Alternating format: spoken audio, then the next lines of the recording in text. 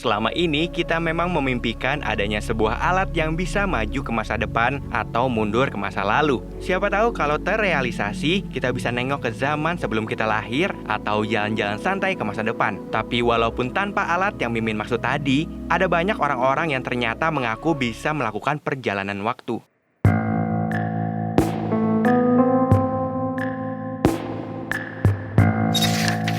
Dalam video yang diunggah YouTube channel Daniel Mananta Network, Ahmad Dhani mengejutkan penonton dengan kata-katanya yang mengakui memiliki bakat untuk melakukan perjalanan waktu. Bahkan Dhani juga bisa melihat keadaan di masa depan dan masa lampau hanya melalui mimpi. Aktivitas yang dianggap spesial itu Dhani sebut dengan istilah preview. Sebenarnya itu bakat. Jadi bakat ada beberapa orang yang memang bisa bakat untuk time travel tapi melalui mimpi. Pernah aku kan karena aku tidak mengasah. Karena aku memang nggak mau ke situ, tapi gue sering direview, itu namanya preview. Kalau menurut logika gue itu preview aja. Gue di preview ini balik ke tahun 62, tiba-tiba ada di Surabaya tahun ratusan tahun depan, dan gue lihat gitu. Gue juga pernah ke satu kota Bogor tapi udah kayak Lipo Karawaci. Menurut gue itu sebenarnya udah di-previewin sama mereka nih. Gitu loh, lu mau nggak main, tapi lu harus gini gitu. Nah, guanya ogah-ogahan aja. Apakah memang perkataan Ahmad Dhani tentang perjalanan waktu mungkin adanya? Dalam tulisan yang dimuat di jurnal Classical and Quantum Gravity, Benjamin Tippett mengatakan dari aspek matematika, memang tersedia alasan yang memungkinkan perjalanan waktu dengan cara mengacaukan rangkaian ruang dan waktu. Meski secara teori dimungkinkan, membuat mesin waktu sampai detik ini memang belum ada dan bisa jadi takkan pernah terwujud karena tidak ada yang tahu bagaimana realisasinya dan bahan yang cocok untuk membengkokkan waktu. Perjalanan waktu secara fisik memang belum bisa diwujudkan, tapi apa jadinya kalau ternyata perjalanan waktu secara spirit bisa dilakukan? Menariknya, pembahasan mengenai adanya perjalanan waktu secara spirit melalui mimpi bisa dilakukan dan dijelaskan melalui teori lucid dream. Pada awalnya sebelum tidur, kita diharuskan bisa mencapai titik fokus yang maksimal, membulatkan niat menggunakan visualisasi, afirmasi, dan meditasi untuk membimbing kita ke dalam keadaan kesadaran yang lebih. Selama mengalami lucid dream, kita dapat mendapatkan tingkat kendali atas isi mimpi dan bahkan mengubahnya sesuka hati. Dalam keadaan jernih, kita bisa memiliki kebebasan untuk melakukan perjalanan ke masa lalu atau masa depan melalui gerbang pikiran bawah sadar. Di dunia mimpi, perjalanan waktu memang bisa saja terjadi karena tidak dibatasi oleh hukum fisika dan langit tentu juga bukan merupakan sebuah batasan. Ketika kita mampu sadar dan mengendalikan mimpi, kita bisa berbuat sesuka hati, membuat apapun yang dikehendaki, termasuk mesin waktu. Hanya dengan sedikit penyesuaian, dalam sekejap kita bisa menentukan titik di masa lalu atau masa depan yang sangat ingin dikunjungi. Lucid dream sendiri memang dialami setidaknya sekali seumur hidup oleh 50% populasi. Seorang pria bernama Jose Canseco juga meyakini adanya perjalanan waktu. Bahkan dalam artikel terbitan Vice, Jose mengungkapkan dia sudah melakukan perjalanan waktu selama 20 tahun terakhir. Jose mengaku melalui perjalanan waktu melalui mimpi, dia sudah kembali ke masa sekolah menengah, kembali ke masa di mana bisa memeluk ibu dan ayahnya yang sudah meninggal, dan sebagainya. Salah satu pengguna Reddit The Santa Ana Win yang mengaku sudah sejak kecil bisa melakukan lucid dream. Dia menceritakan mimpinya kala itu yang berada di tahun 1900-an dan bertemu dengan wanita bernama Julia.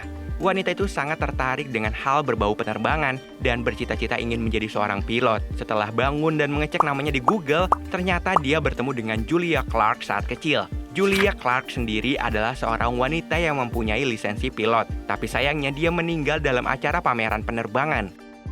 Di kolom komentar pun banyak yang bercerita tentang hal serupa mengenai lucid dream. Salah satunya adalah Meville79 yang kembali ke zaman dulu saat dirinya masih tinggal di Jepang. Di Indonesia, seorang kaskusker dengan nama akun Hayashi87 mengaku saat tidur dia merasa rohnya keluar dari jasad. Tidak hanya sekali, Hayashi87 mengaku sering mengalaminya dan sampai sudah berkeluarga pun masih kerap terjadi hal seperti itu. Untuk teori lucid dream sendiri, sangat dekat juga dengan beberapa istilah yaitu OOBE atau Out of Body Experience dan Astral Projection. OOBE adalah fenomena proyeksi dari roh seseorang di dunia nyata. Hal ini disebabkan oleh roh seseorang yang terpisah dari tubuh akibat dari trauma tertentu, kritis karena kecelakaan, dan lain sebagainya. OOBE memang terjadi di dunia nyata dan biasanya para pelakunya juga sadar akan hal itu. Lalu astral projection adalah fenomena di mana tubuh astral diproyeksikan ke dunia astral. Di sana semua berbeda dengan dunia nyata. Di dunia astral, waktu dan ruang sangat menyimpang dan berubah-ubah, tergantung di mana kita memproyeksikan tubuh astral. YouTuber Kevin Anggara juga pernah merasakan hal ini. Tiba-tiba badannya terasa terangkat saat tidur dan bisa melihat detail apa yang terjadi di sekitarnya. Setelah mencoba bangun, dia memeriksa keadaan yang ternyata sesuai dengan apa yang dialaminya tadi. Itu gue inget banget gue lagi tidur, terus gue keangkat, bener-bener rasanya bener-bener lu diangkat. Gue ngeliat dia lagi nonton TV, terus gue teriak, gue manggil dia, woi, tapi dia nggak denger. Habis itu udah akhirnya gue ngelawan sampai akhirnya tok balik lagi, gue bangun, dia lagi nonton TV. Gue pengen nggak ngelawan, tapi takut nggak bisa balik, makanya gue ngelawan. Nah, lucid dream sendiri lebih dekat dengan istilah astral projection daripada OBE karena waktu dan ruang di sini sangat menyimpang dari dunia nyata. Jadi karena tidak terikat apapun, kita bisa leluasa melakukan dan membuat apapun. Walaupun begitu, lucid dream hanyalah berupa mimpi, sehingga apa yang kita rasakan hanya bersifat semu. Tapi peneliti juga menemukan, selama kita mengalami lucid dream, tingkat penentuan nasib sendiri di dalam mimpi mirip dengan apa yang dialami saat kita terjaga. Dengan pendekatan ilmu psikologi, lucid dream sendiri bisa dijelaskan karena memang teori ini dicetuskan oleh seorang psikiater bernama Frederik van Eeden. Pada saat kita tertidur, ada satu input yang tidak diabaikan oleh otak, yaitu auditory atau pendengaran. Sehingga apabila tertidur sembari mendengarkan suara-suara, mimpi kita dapat sejalan dengan suara tersebut. Kita akan merasa atau menginterpretasikan apa yang kita lihat dan dengar sama dengan yang ada di mimpi kita karena otak yang memanipulasi sendiri. Apabila kita juga bersikeras ingin memimpikan sesuatu sebelum tidur atau memikirkannya sepanjang hari, maka otak akan menandai hal tersebut adalah penting. Jika berhasil, hal tersebut dapat masuk ke dalam mimpi.